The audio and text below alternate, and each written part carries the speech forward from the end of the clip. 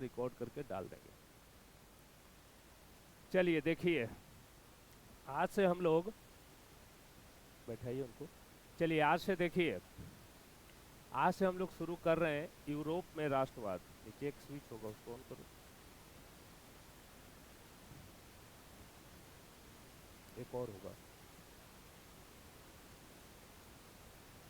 देखिए ध्यान से समझना। देखो इतिहास का ये चैप्टर है आपका, है ना। और आज से हम लोग सोशल साइंस शुरू कर रहे हैं, यूरोप में राष्ट्रवाद। जैसा कि नाम से ही आपको स्पष्ट है, यूरोप में, यूरोप क्या है? यूरोप एक महादेश है ना। जिस तरह से हम लोग एशिया महादेश में हैं, उसी तरह से यूरोप भी एक महादेश है। विश्व का सबसे बड़ा महादेश कौन सा है? एशिया। विश्व का सबसे बड़ा महादेश है एशिया, जिसमें हम लोग आते हैं, भारत, पाकिस्तान, चाइना, जापान, ये सब हम लोग एशिया महादेश में होते हैं। राष्ट्रवाद क्या होता है? देखो वाद जिस जिस में लग जाए, वाद जिसके अंत में वाद लगा हो, जैसे पूंजीवाद, राष्ट्रवाद, समाजवाद, साम्यवाद, जिसके अंत में अगर वाद लगा हुआ है, इसका मतलब है कि वह एक विचारधारा है, वह एक सोच है। समझ गए? तो राष्ट्रवाद का मतलब हो जाएगा यहाँ राष्ट्र के लिए एक विचारधारा। ओके, राष्ट्रवाद का मतलब होता है ऐसे, राष्ट्र के लिए प्रेम, देशभक्ति। हमें अपने राष्ट्र के लिए प्रेम अलग अलग कारणों से होता है, और राष्ट्रवाद की भावनाएं बढ़ती भी हैं, घटती भी हैं। कभी कभी ऐसी भी परिस्थिति आती है कि राष्ट्रवाद की भावना यानी देशभक्ति की भावना बहुत अधिक बढ़ जाए, कुछ कारणवश। जैसे अभी भारत और पाकिस्तान में युद्ध हो जाए, तो हमारी राष्ट्र की जो भावना है वो क्या होगी? बढ़ जाएगी। या हमारे जो भी प्रधानमंत्री हैं नरेंद्र मोदी जी, यदि वे कुछ ऐसा काम करने लगे जिससे कि जनता को नुकसान हो, लगे कि हमारा देश बर्बाद हो जाएगा, तो इस स्थिति में भी हमारे अंदर राष्ट्रवाद की भावना बढ़ जाएगी, और हम सभी नागरिक खड़ा होंगे कि इनको चलो हटाओ, पहले यहाँ प्रधानमंत्री के पद से इनको हटाइए। तो राष्ट्रवाद की जो भावना है वह व्यक्ति में अलग अलग कारणों से होती है। जैसे मान लो कोई अलग, जैसे हम लोग भारत में रहते हैं, भारत के अलग अलग जगहों पर अलग अलग भाषा है, अलग अलग रीति रिवाज है। तो राष्ट्रवाद का मतलब एक चीज और समझ लो, जनता में एकता। तो हम में एकता अपने धर्म के कारण भी होता है। जैसे मान लो किसी विशेष धर्म को यदि नुकसान पहुंचने लगे, तो उस धर्म के सभी लोग क्या होंगे? एक हो जाएंगे। हमारी संस्कृति अलग अलग है, बोलचाल अलग अलग है। भारत में हम लोग जितने भारतीय हैं, तो सबका अलग अलग रीति रिवाज है। बिहार का कुछ और है, नागालैंड का कुछ और है, सिक्किम का कुछ और है। तो अलग अलग भौगोलिक स्थिति में होते हुए भी, अलग अलग सांस्कृतिक स्थिति में होते हुए भी, अलग अलग बोलचाल होते हुए भी, हम सब में एक विचारधारा है राष्ट्रवाद की। जैसे यहाँ राष्ट्रवाद क्या है? तो राष्ट्रवाद आधुनिक विश्व की राजनीतिक जागृति का एक प्रतिफल है। देखो ये चैप्टर जो है ना आपका, यूरोप में राष्ट्रवाद, इतिहास अगर आप नामा में पढ़े होते, समझ गए, तो नामा में जहाँ पर इतिहास खत्म हुआ है, वहीं से ये चैप्टर शुरू हुआ है, फ्रांस की क्रांति से।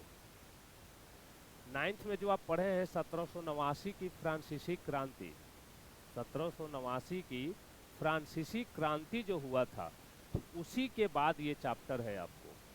तो फ्रांसीसी क्रांति जब 1789 में हुआ था फ्रांस में, उस समय का वहाँ राजा था लुई 16वां। ओके, लुई 16वां वहाँ का राजा था, और वह एक निरंकुश शासक था। निरंकुश का मतलब क्या हो गया? जो किसी की बात नहीं सुनने वाला, जनता से जिसको कोई लेना देना नहीं हो, भ्रष्टाचारी हो, जो मन करे वो करे, घोर प्रतिक्रियावादी है। तो लुई 16वां जो है एक निरंकुश शासक था, समझ गए। और इसीलिए जनता वहाँ त्रस्त थी, जनता की आर्थिक स्थिति ठीक नहीं थी, जनता को बहुत शोषण करता था वो। जैसे अंग्रेज कैसे थे हमारे यहाँ, बहुत शोषण करते थे, तरह तरह के टैक्स लगा के रखे हुए थे।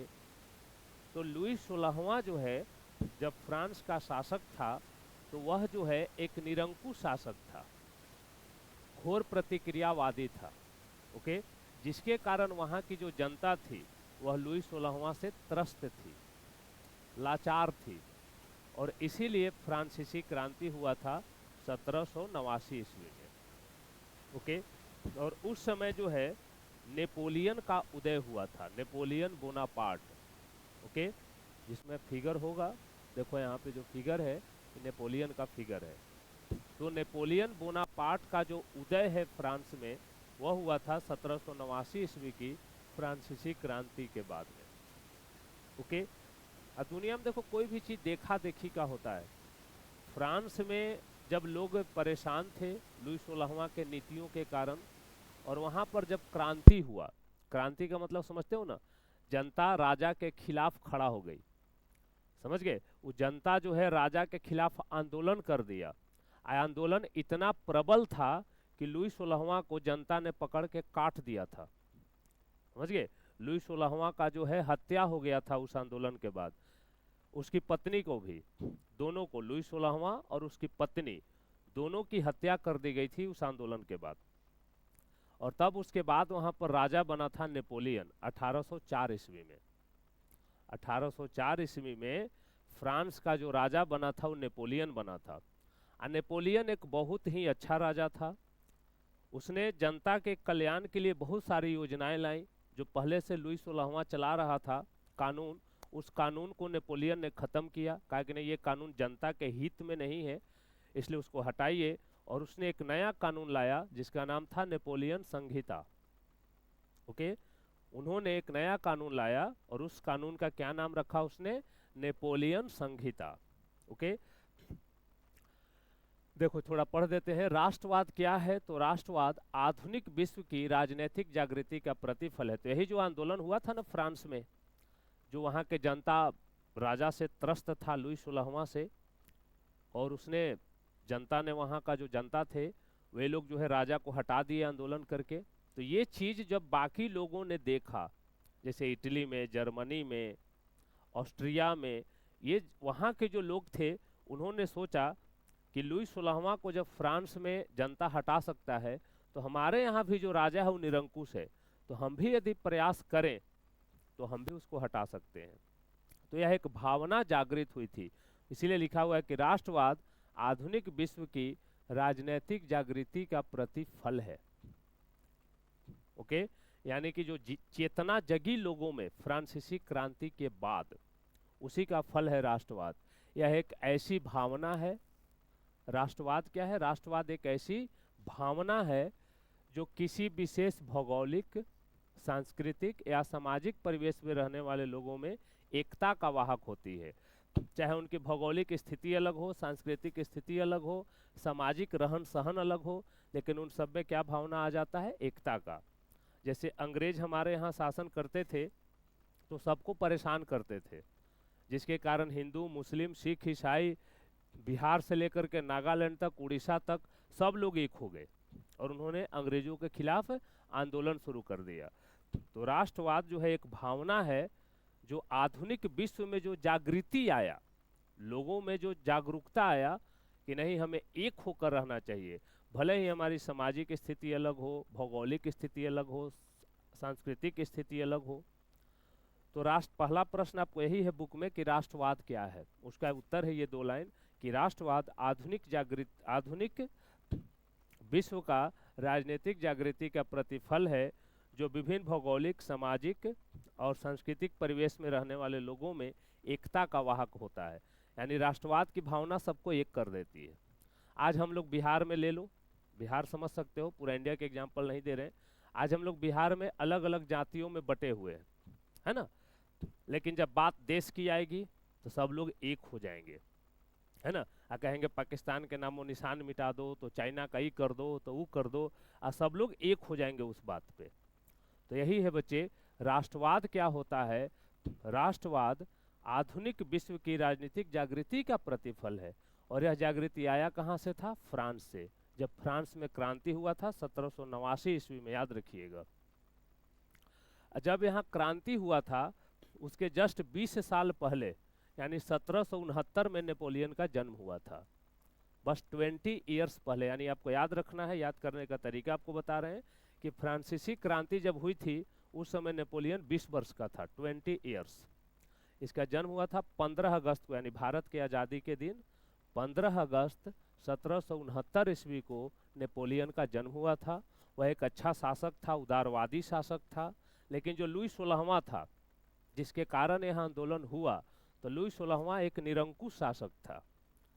वह जो है ना अपने आप को बस सम्राट समझता था, राजा समझता था, और लोगों को परेशान करता था। अनर्गल टैक्स लगा करके जनता का शोषण करना, व्यापारी वर्ग से टैक्स लेना, इस जिसके कारण वहाँ की जो जनता थी परेशान थी। तो राष्ट्रवाद की भावना का बीजारोपण यूरोप में पुनर्जागरण के काल से ही हो चुका था, परंतु 1789 ईस्वी की फ्रांसीसी क्रांति से यह उन्नत रूप में प्रकट हुई। लेकिन जब 1789 में फ्रांसीसी क्रांति हुआ तो इस क्रांति के बाद जो राष्ट्रवाद की भावना है वो ज़्यादा तेज हुआ। 19वीं शताब्दी में, 19वीं शताब्दी समझते हैं आप लोग, 1800 से 1899 तक, 1800 से 1899, जैसे अभी चल रहा है 21वीं शताब्दी, 2000 से 2099 तक को हम कहेंगे 21वीं शताब्दी। 19वीं शताब्दी में यह उन्नत मतलब बहुत ज़्यादा बढ़ गया एवं आक्रामक रूप में सामने आई। इसके कारण भी यथेष्ट थे और परिणाम भी युगांतकारी रहे। यानी यह जो फ्रांसीसी आंदोलन हुआ उस आंदोलन का परिणाम बहुत ही ज़्यादा अच्छा रहा, क्योंकि फ्रांस में क्रांति होने के बाद केवल फ्रांस तक ही सीमित नहीं रहा, जर्मनी, इटली, हर जगह इसका प्रभाव देखने को मिला। फिर से एक बार आप समझ लो राष्ट्रवाद क्या है। तो राष्ट्रवाद आधुनिक विश्व की राजनीतिक जागृति का प्रतिफल है, जो विभिन्न भौगोलिक, सामाजिक, सांस्कृतिक परिस्थितियों में रहने वाले लोगों में भी एकता का वाहक होता है। राष्ट्रवाद का उदय फ्रांसीसी क्रांति के बाद हुआ था। समझ गए? फ्रांसीसी क्रांति कब हुई थी? 1789 में। नेपोलियन का जन्म कब हुआ था? 15 अगस्त 1769 को। ये दिमाग में रखना है आपको। जब फ्रांसीसी क्रांति हो गई, लुई 16वां का हत्या हो गया, उसकी पत्नी की भी हत्या हो गई, तो वहाँ का राजा बना नेपोलियन 1804 में। नेपोलियन राजा कब बना था? 1804 ईस्वी में। ओके, फ्रांस का राजा बना। नेपोलियन वैसे देखो मुख्य रूप से सेनापति था, सैनिक था एक। फ्रांस के सेना में जब लुई 16वां राजा था उस समय नेपोलियन सेनापति था।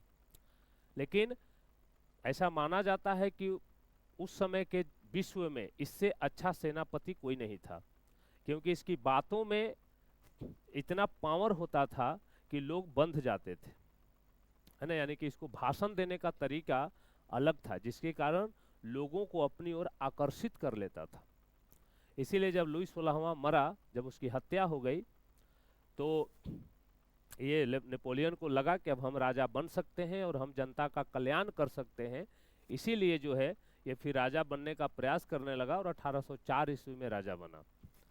नेपोलियन, ध्यान रखना है, एक कुशल सेनापति भी था। उस समय का सबसे अच्छा सेनापति इसको माना जाता है। बाद में जब 1804 में राजा बना तो केवल फ्रांस तक ही सीमित नहीं रहा, इटली के कुछ प्रदेशों को भी इसने अपने कब्जे में किया। और लुई 16वां, देखो एक चीज छूट रहा है, लुई 16वां जो था वह बुर्बो राजवंश का राजा था। ध्यान रखिएगा, कौन राजवंश? बुर्बो राजवंश। राजवंश समझते हो ना, मौर्य वंश सुने हो ना भाई, उस तरह से राजवंश होता है, राजा का बेटा राजा, उसका बेटा राजा, उसका बेटा राजा, इसको राजवंश कहा जाता है। तो लुई 16वां बुर्बो राजवंश का राजा था।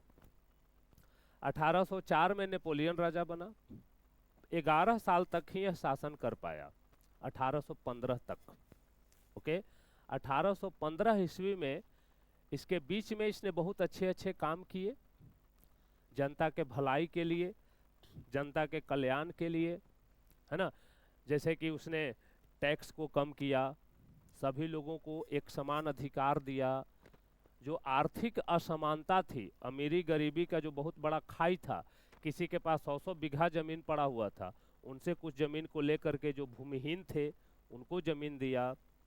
पढ़ने लिखने की व्यवस्था की गई। इस तरह से जनता का इसने बहुत सारा कल्याणकारी योजना लाया। जो इसका संविधान था उसका नाम क्या था? नेपोलियन संहिता। लेकिन जो होता है ना, देखो, अति किसी भी चीज का खराब होता है। इसको जो है धीरे धीरे जो है ना, पता नहीं दिमाग में क्या सूझी कि चूंकि फ्रांस, ध्यान रखना है आपको, फ्रांस के अगल बगल वाले जो देश थे, Austria, Italy, Germany, Russia, Hungary, ये सभी देश में जो राजा थे वो निरंकुश थे। वो लुई 16वां टाइप के राजा थे अगल बगल के देशों में। यह एक जन कल्याणकारी राजा था। तो बाकी जो देश के लोग थे, Italy, Hungary, Austria, Italy, Britain, ये सब देश के जो लोग थे ना, वो भी धीरे धीरे अपने राजा के खिलाफ आंदोलन करने लगे। तो वहां का जो उस समय राजा था उसको लगा यार नेपोलियन ही सब जड़ है, अगर यही नहीं रहता, यही आया तो सब लोगों में न राष्ट्रवाद की भावना लाया। भले ही फ्रांस के राजा था, ध्यान से समझना, लेकिन अगल बगल के देश के लोगों को भी लगने लगा कि नेपोलियन जैसा ही राजा हमारे यहाँ भी चाहिए। जिसके कारण बाकी सभी देशों में वहां के राजा के खिलाफ बातें होने लगी, जिसके कारण वहां के जो राजा थे वो नेपोलियन से नाराज रहने लगे। खुद सोचो, एक आदमी अगर इलेक्शन जीते, अब बहुत बढ़िया से काम करने लगे, तो अगल बगल जो और इलेक्शन लोग जीते हैं उन पर दबाव बन जाएगा कि आपको भी बढ़िया से करना है। तो उनको टेंशन होगा कि न तो भटियारा खा रहा है, ना हमको खाने दे रहा है, इसलिए पहले इसको हटाओ। तो नेपोलियन जो है, एक इससे मिस्टेक कहो या अति आत्मविश्वास कहो, इसने रसिया पर आक्रमण कर दिया। नेपोलियन ने रूस पर आक्रमण कर दिया। और रूस जो है एक बड़ा देश है आज भी, और उस युद्ध में रूस को मदद करने के लिए बाकी सब देश आ गए, क्या कि नेपोलियन से सब नाराज थे। मैंने बताया ना क्यों नाराज थे। समझ में आ रहा है या हम ही खाली बोल रहे हैं? समझ में आ रहा है? अच्छा लग रहा है आप लोग को? ध्यान से सुनना, नेपोलियन जो है वो रूस पर आक्रमण कर दिया। ओके, मैं इस तरह से आपको पढ़ा रहा हूं ना ताकि इस चैप्टर से कहीं से क्वेश्चन दे तो आपको छूटेगा नहीं। ओके, इसीलिए लाइन बाय लाइन ना बता करके इसके अंदर तक की कहानी हम आपको बता दे रहे, फिर यहाँ से भी पढ़ा देंगे, जो बुक है वो तो पढ़वे करेंगे, लेकिन बाकी कहानी भी, क्योंकि सोशल साइंस में कुछ क्वेश्चंस अंदर से भी डाल देता है, कोई जरूरी नहीं है कि लास्ट से दे। ओके, तो नेपोलियन जो है, जैसे आपसे प्रश्न पूछ दे सकता है ना, यहाँ देखो लुई 16वां का कहीं जिक्र नहीं है, लेकिन पूछ सकता है कि जब फ्रांसीसी क्रांति हुई उस समय वहाँ का शासक कौन था? लुई 16वां। आपसे पूछ सकता है 1789 की फ्रांसीसी क्रांति का क्या कारण था? अब आपको लिखना होगा कि 1789 ईस्वी में जब फ्रांसीसी क्रांति हुई उस समय वहाँ का शासक लुई 16वां था। वह एक घोर प्रतिक्रियावादी और निरंकुश शासक था, जो जनता के लिए कोई भी कल्याण का कार्य नहीं करता था, बल्कि जनता का शोषण करता था, जिसके कारण वहाँ की जनता की स्थिति अत्यंत दयनीय हो चुकी थी और उनके पास आंदोलन के अलावा कोई भी विकल्प नहीं था, जिसके कारण फ्रांस की जनता ने लुई 16वां के खिलाफ क्रांति आंदोलन शुरू कर दिया, जिसके फलस्वरूप लुई 16वां और उसकी पत्नी की हत्या कर दी गई। तो जब आप पढ़े रहेंगे तब ना माइंड में रहेगा। देखो, तो नेपोलियन ने क्या किया? नेपोलियन ने रूस पर आक्रमण कर दिया। चूंकि अगल बगल के सभी राजा इससे नाराज थे। क्यों नाराज थे? क्योंकि वहां की जो जनता थी ना, वह नेपोलियन के देखा देखी अपने राजा के खिलाफ बातें करने लगी थी। ओके, जिसके कारण वहां के राजा इससे नाराज थे। तो रूस को मदद करने कौन कौन पहुंचा? ऑस्ट्रिया, ब्रिटेन, प्रशा, हंगरी, रसिया तो था ही। ओके, फिर हम बोल दे रहे, सुन लो, नेपोलियन ने जब रसिया पर आक्रमण किया 1815 में, याद रखिएगा 1815 में जब इसने आक्रमण किया रसिया पर, तो रसिया का मदद करने के लिए ऑस्ट्रिया आ गया, ब्रिटेन आ गया, हंगरी आ गया, इटली आ गया, जिसके कारण नेपोलियन की हार हो गई। इसके हार जाने के बाद नेपोलियन को इन सभी लोगों ने बंदी बना लिया। ठीक है, और नेपोलियन को बंदी बना करके एक टापू पर ले जा करके जेल में बंद कर दिया। टापू का नाम आपको बता देंगे, अभी माइंड में नहीं है। उस टापू पर ले जा करके नेपोलियन को बंदी बना दिया गया 1815 में। ओके, टापू समझते हो ना, चारों तरफ समुद्र, बीच में एक जगह जहां इसको बंद कर दिया गया 1815 में, ध्यान रखिएगा। और 6 साल के बाद यानी 1821 ईस्वी में इसकी मृत्यु हो गई। इसके हार जाने के बाद जब फ्रांस हार गया तो जितने भी मित्र लोग राष्ट्र थे उन लोगों ने ऑस्ट्रिया की राजधानी वियना में 1815 में मीटिंग किया, सम्मेलन किया, जिसका नाम दिया गया वियना सम्मेलन। ध्यान रखिएगा 1815 में जब नेपोलियन की पराजय हो गई तो जितने देश मित्र राष्ट्र जो नेपोलियन को हराए थे, कौन कौन, रसिया, ऑस्ट्रिया, ब्रिटेन, प्रसा, हंगरी, सभी लोगों ने 1815 ईस्वी में मिलकर के ऑस्ट्रिया के राजधानी वियना में एक सम्मेलन किया जिसे हम वियना सम्मेलन कहते हैं। ओके, चूंकि यह सम्मेलन ऑस्ट्रिया की राजधानी कहाँ थी, वियना, सुन रहे हो ना ध्यान से, लेक्चर आपको एप्लीकेशन पे लाइव है, घरे जाकर के एक बार फिर सुन लेना तो सारा ऑब्जेक्टिव क्लियर हो जाएगा। समझ गए, सारा ऑब्जेक्टिव तो हम बोलते ही जा रहे हैं आपको, तो सारा ऑब्जेक्टिव याद नहीं करे पड़ेगा, सारा ऑब्जेक्टिव बस 2 बार सुन लो याद हो जाएगा। तो ऑस्ट्रिया की राजधानी वियना में 1815 ईस्वी में वियना सम्मेलन हुआ। अब तुम खुद सोचो, हमारे घर में अगर कोई फंक्शन होगा तो उसकी मेजबानी कौन करेंगे, हम करेंगे। मेरे घर में फंक्शन होगा तो मेजबानी आप करोगे। मेजबान कौन होता है, जिसके घर में कार्यक्रम होता है। तो वियना सम्मेलन कहाँ हुआ था, ऑस्ट्रिया में। उस समय ऑस्ट्रिया का चांसलर था मेटरनिक। ऑस्ट्रिया का चांसलर कौन था, मेटरनिक था। तो मेटरनिक जो है, चांसलर माने प्रधानमंत्री समझो, चांसलर माने राजा समझो, नाम अलग अलग है। जिसके रूस के शासक को जार कहते हैं, भारत के शासक को प्रधानमंत्री कहते हैं, उसी तरह से उस समय ऑस्ट्रिया के शासक को चांसलर कहा जाता था। तो ऑस्ट्रिया का जो चांसलर था मेटरनिक, इसी ने वियना सम्मेलन की अध्यक्षता की थी। याद रखिएगा, ऑब्जेक्टिव में पूछ सकता है वियना सम्मेलन कब हुआ, 1815 में। वियना सम्मेलन कहाँ हुआ, ऑस्ट्रिया में। ऑस्ट्रिया की राजधानी कहाँ है, वियना। वियना सम्मेलन की अध्यक्षता किसने की थी, मेटरनिक ने। इतने ऑब्जेक्टिव बस 5 मिनट में आपको क्लियर हो जाएंगे। सुनना बढ़िया से, समझ में आ रहा है कि नहीं आए, अच्छा लग रहा है, पक्का, अच्छा ठीक है। इसको कहानी की तरह समझिए, कथा की तरह समझिए, बाद में प्रश्न उत्तर आएगा तो सब इसी में से प्रश्न उत्तर रहेगा, ठीक है। तो ये चलते हम आपको पहले इटली के एकीकरण तक पहुंचा देंगे, तब फिर इसको पढ़ देंगे। तो 1815 ईस्वी में नेपोलियन की पराजय हो गई। नेपोलियन, ध्यान रखिएगा, केवल 11 साल ही राजा बन पाया था, 1804 से 1811, 1815 तक 11 साल। 1815 में नेपोलियन ने रूस पर आक्रमण किया और रूस की मदद करने के लिए उसके सभी जो नेपोलियन के सभी जो दुश्मन राष्ट्र थे, ब्रिटेन, इटली, जर्मनी, उसके बाद प्रसा, उसके बाद हंगरी, ये सभी देश मिल करके रूस के तरफ से युद्ध में भाग लिए और नेपोलियन की हार हो गई। उसकी हार होने के बाद 1815 में ऑस्ट्रिया की राजधानी वियना में एक मीटिंग हुआ। सभी जो लोग जीते थे वो मीटिंग में बैठे। मीटिंग में बैठने के बाद यह निर्णय लिया गया कि नेपोलियन ने जो जो कानून लाया था उसको पहले समाप्त करो। यानी जितना नेपोलियन जन कल्याणकारी योजना लाया था वो जन कल्याणकारी योजना खत्म करिए। नेपोलियन संहिता जो थी उसको समाप्त करिए और पुरातन व्यवस्था लागू किया जाए, क्योंकि मेटरनिक एक घोर प्रतिक्रियावादी शासक था। इहो था लुई 16वां जैसा, ओकरो से ज्यादा राड़ था, समझ गए, उससे भी ज्यादा दुष्ट था।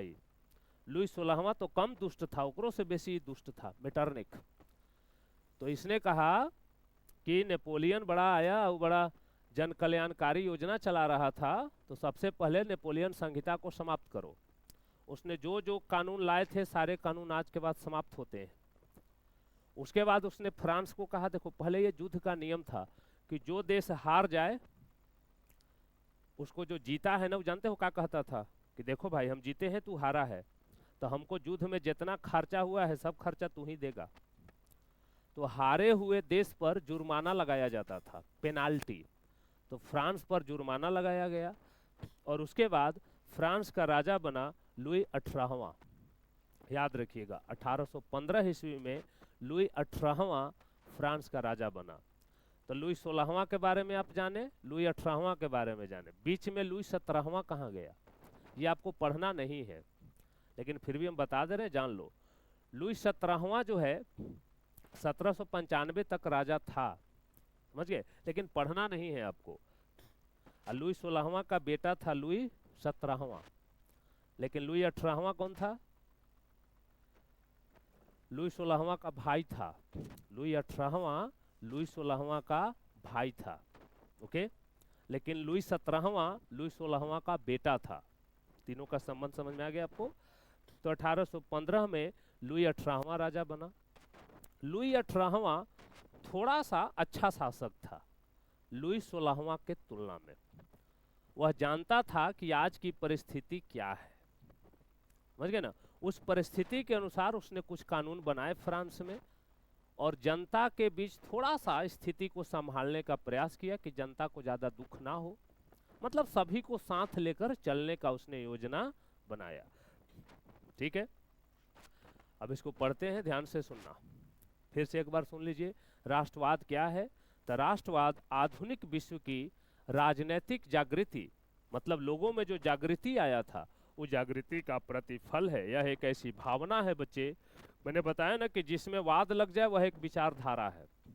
तो राष्ट्रवाद एक ऐसी भावना है जिसमें विभिन्न भौगोलिक, सांस्कृतिक, सामाजिक परिवेश में जो लोग रहते हैं उन सब में एकता का भावना पैदा करता है, एकता का वाहक होता है। राष्ट्रवाद की भावना का जो बीजारोपण है वो यूरोप में पुनर्जागरण के काल से ही शुरू हो गया था। ठीक है, यानी राष्ट्रवाद की भावना बहुत पहले से ही धीरे धीरे फ्रांस में पनप रही थी, लेकिन 1789 के क्रांति से यह और ज्यादा तेज हो गया। जैसे भारत में अंग्रेजों के खिलाफ आंदोलन तो बड़े दिन से चल रहा था, लेकिन 1857 में जो भारत में हुआ सैनिक विद्रोह, पढ़े हो ना, उस विद्रोह के बाद आंदोलन और तेज हो गया था। तो वही बात है कि राष्ट्रवाद की भावना का बीजारोपण पुनर्जागरण काल से ही शुरू हो गया था, लेकिन 1789 के बाद यह भावना और तेज हो गई, प्रखर हो गई। 19वीं शताब्दी में, 19वीं शताब्दी मतलब 1800 से 1899 के बीच, 19वीं शताब्दी में यह उन्नत एवं आक्रामक रूप में सामने आई, जिसके कारण भी यथेष्ट थे और परिणाम भी युगांतकारी रहे। और यह जो आंदोलन हुआ, इस आंदोलन के कारण आपको बताइए दिए, और इसका परिणाम भी बहुत बेहतरीन रहा। आगे चलिए, यूरोप में राष्ट्रीयता की भावना के विकास में फ्रांस की राज्य क्रांति तत्पश्चात नेपोलियन के आक्रमणों ने महत्वपूर्ण योगदान दिया। यूरोप में जो राष्ट्रीयता की भावना जागृत हुई थी, यूरोप कहने का मतलब केवल फ्रांस मत समझना, इटली, जर्मनी, ऑस्ट्रिया, प्रशा सब। तो यूरोप में जो राष्ट्रीयता की भावना आई लोगों में, उसमें फ्रांस की राज्य क्रांति हुई 1789 वाला, उसके बाद नेपोलियन के आक्रमण, ये दो कारणों से फ्रांस में राष्ट्रीयता की भावना जगी। याद रखिएगा, फ्रांस में राष्ट्रीयता की भावना को जगाने के दो कारण थे। पहला 1789 की क्रांति, उसके बाद नेपोलियन का उदय। ठीक है, फ्रांसीसी क्रांति ने राजनीति को अभिजात वर्गीय परिवेश से बाहर कर उसे अखबारों, सड़कों, सर्वसाधारण की वस्तु बना दिया। कह रहा है कि फ्रांसीसी क्रांति जब हुआ तो उसके बाद जो है राजनीति अभिजात वर्ग, वहां का एक शक्तिशाली वर्ग था, ये समझ गए। जैसे भारत में शक्तिशाली वर्ग है हिंदू, उसी तरह से फ्रांस में जो शक्तिशाली वर्ग था वो था अभिजात्य वर्ग। तो इससे बाहर कर अखबार, सड़क, सर्वसाधारण, सर्वसाधारण माने पूरे जनता की वस्तु बना दिया। यानी कि फ्रांस में जब क्रांति हुआ तो उसके बाद यह जो भावना है पूरे देश के लोगों में फैल गया। यूरोप के कई राज्यों में नेपोलियन के अभियानों द्वारा नव युग का संदेश पहुंचा। आपको बताया ना कि यूरोप के कई देशों में नेपोलियन के कारण राष्ट्रीयता की भावना जागृत होने लगी थी। नेपोलियन ने जर्मनी और इटली के राज्यों को भौगोलिक नाम की परिधि से बाहर कर उसे वास्तविक एवं राजनीतिक रूपरेखा प्रदान की। मतलब सुनो, देखो इटली और जर्मनी, इटली और जर्मनी ये दोनों नाम तो थे कि इटली है, लेकिन इटली कहीं था नहीं, क्योंकि इटली छोटे छोटे भागों में बटा हुआ था, जर्मनी छोटे छोटे भागों में बटा हुआ था। तो था तो इटली ही, लेकिन केवल नाम का इटली था।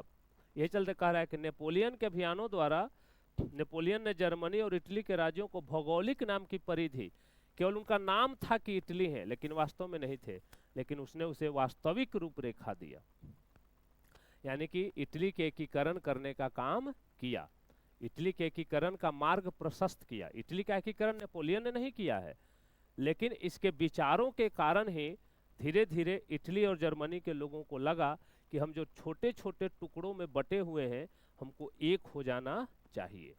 जैसे हम ही लोग हैं, भारत में देख लो कई गो स्टेट है, कितने राज्य हैं, 28 राज्य है, तो हम लोग 28 छोटे छोटे भाग में बटे हुए हैं, लेकिन जब भारत की बात आएगी तो हम लोग सब एक हो जाएंगे कि नहीं हो जाएंगे।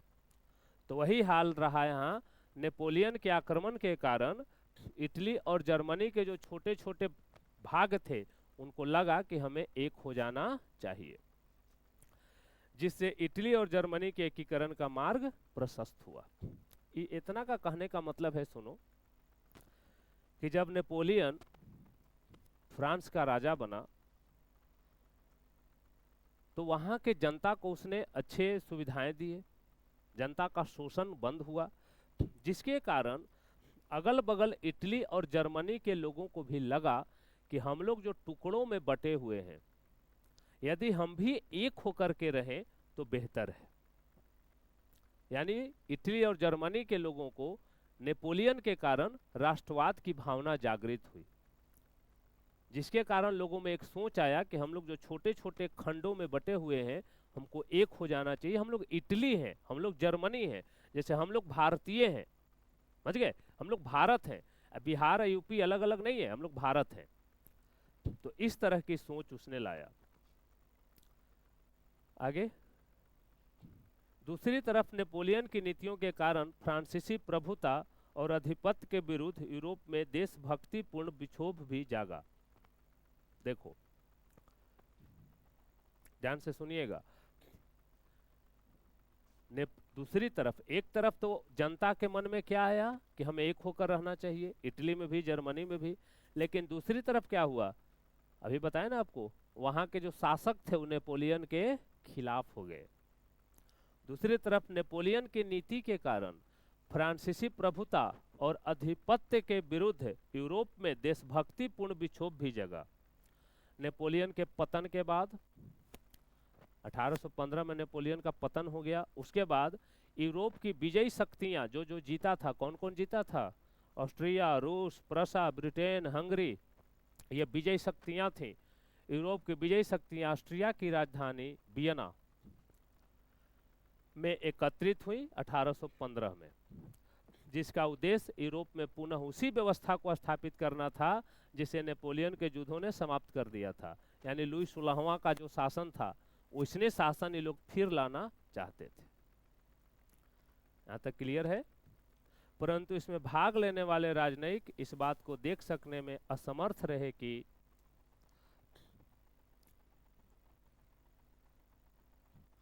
देखो ये आपके सामने जो फिगर है, Europe after the Congress of Vienna, 1815 में जब वियना सम्मेलन हुआ उसके बाद का यूरोप आपके फिगर में है, 1815 के बाद। यहाँ फ्रांस है, आपको देख सकते हैं, ये स्विट्जरलैंड है, ये रशिया है, यहाँ पोलैंड है, ओके। ये एक फिगर है आपको 1815 के वियना सम्मेलन के बाद का, ये है।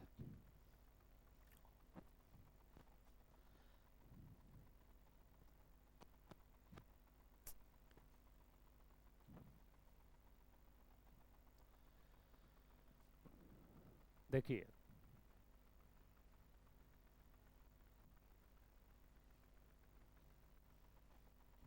बोर्ड पर ध्यान दीजिएगा। देखो सन 1815 ईस्वी के वियना सम्मेलन की मेजबानी ऑस्ट्रिया के चांसलर मेटरनिख ने किया था। वियना सम्मेलन की मेजबानी किसने किया था? मेटरनिख ने। मेटरनिख ने किया था। मेटरनिख का फिगर है आपके सामने, जो घोर प्रतिक्रियावादी था। बताया ना आपको, मेटरनिख जो है लुई 16वां की तरह ही दुष्ट था, उससे भी ज्यादा दुष्ट था। इस सम्मेलन में कौन कौन शामिल हुए थे? ब्रिटेन, रूस, प्रसा, ऑस्ट्रिया जैसी यूरोपीय शक्तियों ने मिलकर एक ऐसी व्यवस्था की जिसका मुख्य उद्देश्य यूरोप में उस शांति संतुलन को स्थापित करना था जिसे नेपोलियन के युद्धों ने समाप्त कर दिया था। इन लोगों का उद्देश्य था कि नेपोलियन में पुरातन व्यवस्था को लागू किया जाए। इतने जान लो, वियना सम्मेलन का मुख्य उद्देश्य यही था कि नेपोलियन के युद्धों के कारण जो अस्त व्यस्त हो गया था पुरातन व्यवस्था, उसको वापस से लागू किया जाए। नेपोलियन के द्वारा लाए गए जो सुधारात्मक कार्यक्रम थे उसको समाप्त किया जाए और फिर से लुई 16वां जैसी स्थिति किया जाए। गणतंत्र एवं प्रजातंत्र जो फ्रांस की क्रांति की देन थी उसका विरोध करना, है ना। ये लोग जब जुटे तो इन लोगों ने कहा कि गणतंत्र और लोकतंत्र नहीं रहेगा, फिर से क्या होगा? राजतंत्र होगा। नेपोलियन क्या किया था? नेपोलियन गणतंत्र का समर्थक था, ध्यान रखिएगा। गणतंत्र भारत में अभी क्या है? लोकतंत्र है, गणतंत्र है। तो नेपोलियन इसी का समर्थक था। लेकिन जब वो हार गया तो जो विजयी शक्तियां थी, विजयी शक्तियां बोल रहे से समझ में आ रहा है ना, तो विजयी शक्तियां गणतंत्र एवं प्रजातंत्र जो फ्रांस की क्रांति की देन थी उसका विरोध करना और पुरातन व्यवस्था की पुनर्स्थापना करना था। पुरातन माने पहले वाली, लुई 16वां वाली व्यवस्था लागू करना था। मेटरनिख व्यवस्था का उद्देश्य था। अतः वियना सम्मेलन के माध्यम से यूरोप में नेपोलियन युग का अंत और मेटरनिख युग की शुरुआत हुई। अब आपसे पूछ सकता है मेटरनिख कौन था? यहाँ से एक सवाल आ सकता है, मेटरनिख कौन था? ध्यान से सुनिए। मेटरनिख ऑस्ट्रिया का चांसलर था जो एक घोर प्रतिक्रियावादी था। मेटरनिख ने 1815 ईस्वी में वियना सम्मेलन की अध्यक्षता की थी। मेटरनिख युग का प्रारंभ 1815 से 1848 तक, मेटरनिख युग ध्यान रखिएगा, 1815 से 1848 तक इस काल को कहा जाता है मेटरनिख काल। वह पुरातन व्यवस्था का समर्थक था, वह लोकतंत्र और प्रजातंत्र का घोर विरोधी था। मेटरनिख नेपोलियन की पराजय होने के बाद मेटरनिख ये चाहता था कि पुरातन व्यवस्था को लागू किया जाए और नेपोलियन के द्वारा लाए गए सभी सुधारात्मक कार्यक्रम को समाप्त किया जाए। समझ में आ रहा है आप लोग को? मेटरनिख कौन था इसका रिप्लाई दे सकते हैं। उसके पहले आपसे प्रश्न आ जाएगा नेपोलियन कौन था? तो नेपोलियन एक कुशल सेनापति था। वह उस समय के सबसे सर्वश्रेष्ठ सेनापति में से एक था। नेपोलियन जो है फ्रांस में लोकतंत्र और गणतंत्र का समर्थक था। 1804 ईस्वी में नेपोलियन फ्रांस का राजा बना, समझ गए। और राजा बनने के बाद जनता के कल्याण के लिए उसने एक नई संविधान की घोषणा की जिसे नेपोलियन संहिता कहा जाता है। ओके, ये सब प्रश्न दो नंबर के आएंगे आपको, लघु उत्तरीय प्रश्न रहेंगे। यहाँ से एक सवाल उठ सकता है आपको, मेटरनिख कौन था ये तो जान गए, मेटरनिख काल किसे कहते हैं? तो 1815 ईस्वी से 1848 ईस्वी तक के काल को मेटरनिख काल कहा जाता है। और इसमें फिर वही जोड़ देंगे कि मेटरनिख एक घोर प्रतिक्रियावादी और निरंकुश शासक था। ऑस्ट्रिया का चांसलर था जो जनतंत्र और लोकतंत्र का घोर विरोधी था। सारे प्रश्न क्लियर हो रहे हैं आप लोग को? आगे सुनिए। नेपोलियन युग का अंत कब हुआ था? 1815 में, समझ गए, उसकी मृत्यु होने के बाद। इटली पर अपना प्रभाव स्थापित करने के लिए मेटरनिख ने उसे कई राज्यों में विभाजित कर दिया। जब वियना सम्मेलन हुआ तो उसके बाद इटली को 300 छोटे बड़े राज्यों में बांटा गया था, याद रखिएगा, 300 छोटे बड़े राज्यों में बांट दिया गया था। छोटे छोटे टुकड़े कर दिए गए थे, सबका अलग अलग राजा बना दिया गया था, समझिए। और इस बात का विशेष ध्यान रखा जाता था कि कहीं से भी जनता राजा के खिलाफ आंदोलन ना करे। इसके लिए मेटरनिख ने पता है क्या क्या किया? नुक्कड़ सभा, मीटिंग, इन सब चीजों पर बैन लगा दिया। मीडिया पर प्रतिबंध लगा दिया कि मीडिया राजा के खिलाफ कुछ नहीं लिख सकता, समझ गए। मीडिया पर प्रतिबंध, नुक्कड़ सभा, ये सब बंद। कॉलेज और स्कूल में अपने गुप्तचर रख दिया ताकि कोई टीचर हमारे खिलाफ कहीं बच्चों को ना समझाए कुछ। और यदि कुछ ऐसा करता था तो उसके पास मैसेज आता था, फिर उसको मरवा देता था। तो जनता को शोषण करता था वो मेटरनिख। इटली पर अपना प्रभाव स्थापित रखने के लिए मेटरनिख ने उसे कई राज्यों में विभाजित कर दिया। सिसिली और नेपल्स के प्रदेश बुर्बो वंश के सम्राट फार्डिनेंड को दे दिया। बुर्बो वंश के ही ये सम्राट थे फार्डिनेंड, इनको सिसिली और नेपल्स दे दिया। ये इटली के छोटे छोटे राज्य थे। रोम और उसके आसपास के राज्य पोप को दे दिए गए। पोप, पोप कौन होता है? जैसे हिंदू धर्म में पंडित होते हैं, पूजा कराते हैं, या हिंदू धर्म के सर्वश्रेष्ठ शंकराचार्य होते हैं, उसी तरह से ईसाई में सर्वश्रेष्ठ पोप होते हैं। तो जो रोम है, जो आज में वर्तमान में इटली की राजधानी क्या है? रोम है। तो रोम के अगल बगल का जो क्षेत्र था वो दे दिया पोप को। सिसिली और नेपल्स दे दिया फर्डिनेंड को।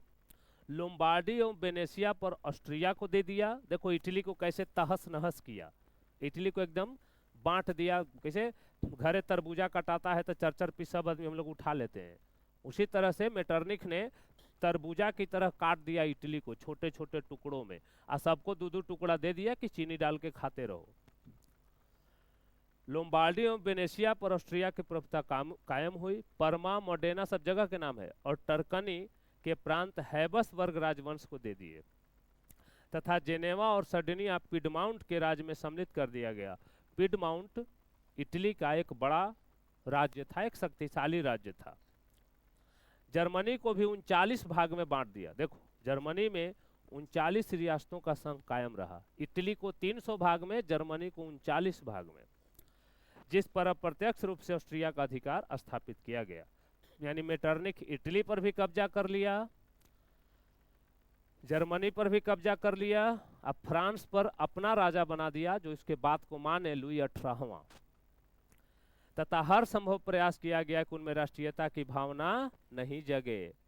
जनता को कंट्रोल करने के लिए उसने छोटे छोटे भाग में बांट दिया। मेटरनिख ने फ्रांस में भी पुरातन व्यवस्था की स्थापना की। हर जगह, जर्मनी, इटली, फ्रांस, सगरो, इस तरह वियना सम्मेलन प्रतिक्रियावादी शक्तियों की विजय थी। लेकिन यह व्यवस्था अस्थायी साबित नहीं हुई और जल्द ही यूरोप में राष्ट्रीयता की भावना का प्रसार हुआ, जिससे यूरोप के लगभग सभी देश प्रभावित हुए। वियना सम्मेलन, अब अभी तक शुरू से जितना पढ़े हो एक बार फिर से समझा देते हैं, ध्यान से सुनिए। राष्ट्रवाद क्या है? तो राष्ट्रवाद आधुनिक विश्व की राजनीतिक जागृति का प्रतिफल है, जिसमें विभिन्न भौगोलिक, सामाजिक, सांस्कृतिक परिवेश में रहने वाले लोगों में एकता का वाहक बनती है। राष्ट्रवाद की जो शुभारंभ है फ्रांस में, वो तो पुनर्जागरण काल से ही हो चुका था, लेकिन 1789 के क्रांति के बाद राष्ट्रवाद की भावना और प्रखर हो गई, उन्नत हो गई, आक्रमणकारी हो गई। जब फ्रांस में 1789 में क्रांति हुआ, उस समय वहाँ का शासक लुई 16वां था, जो एक निरंकुश और घोर प्रतिक्रियावादी शासक था। लुई 16वां एक ऐसा राजा था बाबू, जो अपने पूरे लाइफ में 3 दिन स्नान किया था। पूरे जीवन में केवल 3 दिन स्नान किया था लुई 16वां। तो आप याद रख सकते हो ऐसे भी कि वो दुनिया का ऐसा कौन सा राजा था जो अपने पूरे जीवन में केवल 3 दिन स्नान किया। लुई 16वां, ध्यान से सुनते जाइएगा। तो अरे बच्चा ध्यान से सुनिए। इस क्रांति के बाद लुई 16वां और उसकी पत्नी को जनता ने काट दिया, हत्या कर दी गई। उसके बाद फ्रांस में क्रांति आया और तब तक फ्रांस में नेपोलियन का उद्भव हो चुका था। नेपोलियन का जन्म 15 अगस्त 1769 ईस्वी को हुआ था। नेपोलियन एक कुशल सेनापति था और उस समय के सबसे अच्छे सेनापति के रूप में नेपोलियन को जाना जाता था। नेपोलियन लोकतंत्र और गणतंत्र का समर्थक था। नेपोलियन के प्रयासों और प्रभाव के कारण पूरे फ्रांस में जो है लोकतंत्र की स्थापना हुई, यानी एक अच्छे शासन की व्यवस्था किया गया। नेपोलियन ने एक नया कानून नेपोलियन संहिता लाया। नेपोलियन के प्रभाव के कारण अगल बगल के देशों में भी राष्ट्रवाद की भावना जागृत होने लगी, जिसके कारण जो बाकी फ्रांस के अगल बगल के जो देश थे वो नेपोलियन के विरुद्ध हो गए। 1815 ईस्वी में नेपोलियन ने रूस पर आक्रमण किया यही उसके जीवन का सबसे बड़ा मिस्टेक था। समझ गए? अपने शक्तियों के चक्कर में इतना अनहर नहीं हो जाना चाहिए कि आपको लगने लगे कि आप भगवान हो गए हैं। यहाँ जो है नेपोलियन से मिस्टेक हुई 1815 में, और रूस को मदद करने के लिए ऑस्ट्रिया, ब्रिटेन, प्रसा, हंगरी सब एकजुट हो गए और नेपोलियन की पराजय हो गई। उसके बाद नेपोलियन को बंदी बना लिया गया 1815 में, और इस तरह से नेपोलियन युग का अंत हुआ। नेपोलियन के पतन के बाद 1815 में ऑस्ट्रिया के राजधानी वियना में सभी विजयी शक्तियां, नाम तो याद हो गया होगा, एकत्रित हुई, और वियना सम्मेलन की अध्यक्षता ऑस्ट्रिया के चांसलर मेटरनिख ने किया, और यहाँ से नेपोलियन युग का अंत और मेटरनिख युग की शुरुआत हुई। मेटरनिख युग 1815 से 1848 ईस्वी तक रहा। मेटरनिख एक घोर प्रतिक्रियावादी शासक था जो लोकतंत्र और गणतंत्र का प्रबल विरोधी था। वह पुरातन व्यवस्था का समर्थक था, वह राजतंत्र का समर्थक था, वह नेपोलियन के द्वारा किए गए सभी सुधारात्मक कार्यक्रमों को समाप्त करके पुरातन व्यवस्था लागू करना चाहता था। उसने इटली को अपने नियंत्रण में करने के लिए उसे 300 छोटे बड़े राज्यों में विभाजित कर दिया। याद कर लीजिएगा कौन कौन स्टेट किसको किसको दिया था, अगर याद हो जाए तो ठीक है, बुक में है आपके।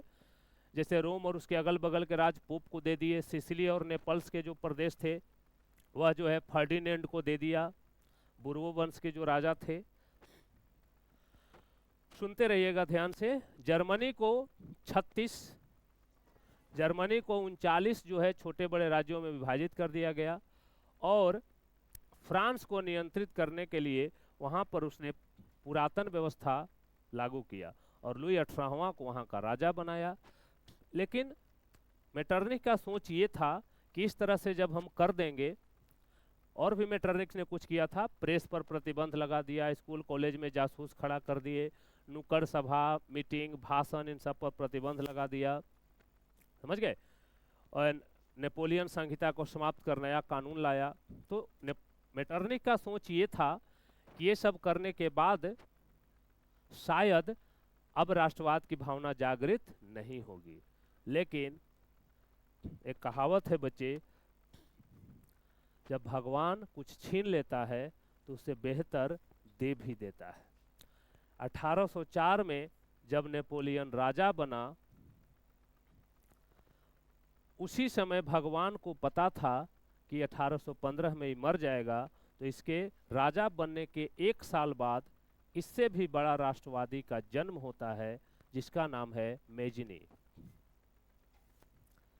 याद रखिएगा, राजा कब बना था राजा कब बना था नेपोलियन? 1804 में। तो नेपोलियन 1804 में राजा बना, जन कल्याणकारी योजना चला रहा था, लेकिन ऊपर वाले को पता था ना भाई कि मर जाएगा जल्दी। इसीलिए 1805 में एक नए और अच्छे शासक का जन्म होता है जिसका नाम है मेजिनी। 1805 में मेजिनी का जन्म हुआ, और अब इसकी कहानी हम कल कहेंगे कि मेजिनी ने क्या किया। कैसा लगा आप लोगों को ये बताइए। चलिए ठीक है।